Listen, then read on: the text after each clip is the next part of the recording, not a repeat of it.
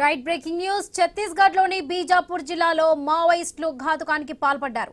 మాజీ సర్పంచ్ ను కాల్చి చంపారు. పామేట్ పోలీస్ స్టేషన్ పరిధిలోని కవర్గట్ట గ్రామంలో చోటు చేసుకుంది. మృతుడు మడకం భీమాను తన పొలంలోనే తుపాకీతో కాల్చి చంపారు మావోయిస్టులు. చుట్టుపక్కల ఉన్న రైతులు చూస్తుండగానే కాల్పులు జరిపారు.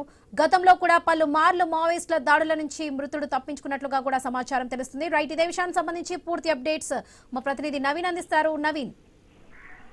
వరలక్ష్మి, మనం చూడొచ్చు మరోసారి మావోయిస్టులు అయితే ఘాతకాన్ని తెగబడ్డారు. ఛత్తీస్గఢ్ రాష్ట్రంలోని బీజాపూర్ జిల్లాలో సర్పంచ్, అంటే మాజీ సర్పంచ్ అని చెప్పుకోవచ్చు. గతంలో ఆయన మాజీ సర్పంచ్ గా ఉన్నాడు. అక్కడ పోలీసు ఇన్ఫార్మర్ గా వ్యవహరిస్తున్నారని చెప్పేసి బీజాపూర్ జిల్లా పామేడు పోలీస్ స్టేషన్ పరిధిలోని కౌరకట్ట గ్రామానికి చెందినటువంటి వ్యక్తి ఇతను పొలంలో పనులు చేసుకుంటున్న సమయంలో మావోయిస్టులు కొంతమంది సాయుధ దళాలు వచ్చి అతన్ని అక్కడే కాల్చి చంపినటువంటి పరిస్థితి కనపడుతుంది. అక్కడ చుట్టూ రైతులు చూస్తుండగానే అతన్ని కాల్చి చంపారని చెప్పేసి కూడా పక్కన ఆ పొలాల రైతులు చెప్తున్నారు. అయితే మృతుడు భీమాను దాదాపుగా పోలీసులకు ఇన్ఫార్మర్ గా వ్యవహరిస్తున్నారని అతను చెప్పినట్టుగా మావోయిస్టులు కూడా ఒక లేఖ విడుదల చేయడం, అంతేకాకుండా చుట్టూ ఉన్నటువంటి పొలాల్లో రైతులు ఉన్నారు, రైతులు చూస్తుంటే చంపారు కాబట్టి ఆ రైతులకు కూడా వాళ్ళు వివరించి చెప్పారని చెప్పేసి కూడా చెప్తున్నారు. ఎందుకంటే ఆ రైతులకి భీమాను చంపిన తర్వాత పూర్తిగా మడకం భీమాని పొలంలో పనులు చేసుకుంటున్న అతను కాల్చి చంపిన తర్వాత చుట్టూ ఉన్నటువంటి జనాలకు కూడా ఇతను పోలీసు ఇన్ఫార్మర్ గా వ్యవహరిస్తున్నారు. ఈ ప్రాంతంలో దళాల కదలికలు కానీ ఇక్కడ మావోయిస్టులకు సంబంధించిన సానుభూతి పరులు కానీ మావోయిస్టులకు ఎవరైతే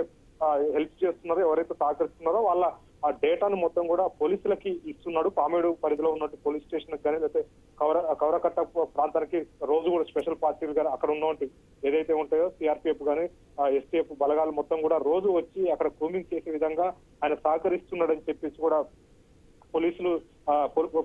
పోలీసులకు సహకరిస్తున్నాడని చెప్పేసి కూడా మావోయిస్టులు చెప్పినట్టుగా తెలుస్తుంది. మావోయిస్టులు అయితే చాలా రోజులు అవుతుంది. ఎందుకంటే మనం చూసి ఈ మధ్య కాలంలో వరుసగా మావోయిస్టు లొంగుబాటు, మరో పక్క ఎన్కౌంటర్లు చనిపోతున్న నేపథ్యంలో ఇలాంటి ఘాతకానికైతే మావోయిస్టులు తెగబడ్డారని చెప్పుకోవచ్చు. ఎందుకంటే ఒక డేరింగ్ డాషింగ్ అని చెప్పుకోవచ్చు. పామేడు ఆ ప్రాంతంలో క్యాంపులు కూడా ఉన్నాయి. క్యాంపులే కాదు, పూర్తి స్థాయిలో కూడా అక్కడ పోలీసులు ఎక్కడికెక్కడ కూడా నిత్యం కూమింగ్ ఆపరేషన్ చేపడతా ఉంటారు. అయితే ఆ ప్రాంతంలో మావోయిస్టులకు సంబంధించినటువంటి కదలికలు స్పష్టంగా మరోసారి కనపడ్డ పరిస్థితి కాబట్టి, ఎందుకంటే ఎప్పుడు మావోయిస్టులు కోర్టులను చంపడం, కొట్టి చంపడం కానీ తీసుకుపోయి వాళ్ళని రకరకాలుగా నరికి చంపడం చేస్తుంటారు. కానీ ఈసారి మాత్రం నేరుగా కాల్చి చంపారు. ఎందుకంటే ఎక్కడ కూడా మిస్ కాకుండా గతంలో అతనిపై రెక్కి చేశారు. 2-3 సార్లు కూడా మావోయిస్టుల నుంచి తప్పించుకున్నాడని చెప్పేసి కూడా చెప్తున్నారు. అయితే ఈ రోజు మాత్రం ఆయన పొలం పనులు చేసుకుంటున్న సమయంలో ఒకసారి వెళ్ళి అతనిపై కాల్పులు చేసి అతన్ని తప్పినట్టుగా చెప్తున్నారు. అయితే పూర్తి స్థాయిలో కూడా మావోయిస్టులకు సంబంధించిన ఏ దళాలు అక్కడికి వచ్చి అసలు చంపింది ఎవరనే దాని మీద కూడా పోలీసులు కూడా ఆరాధిస్తున్నారు. ఎందుకంటే ఈయన పొలం పనులు చేసుకుంటున్న సమయంలో ఒక్కసారిగా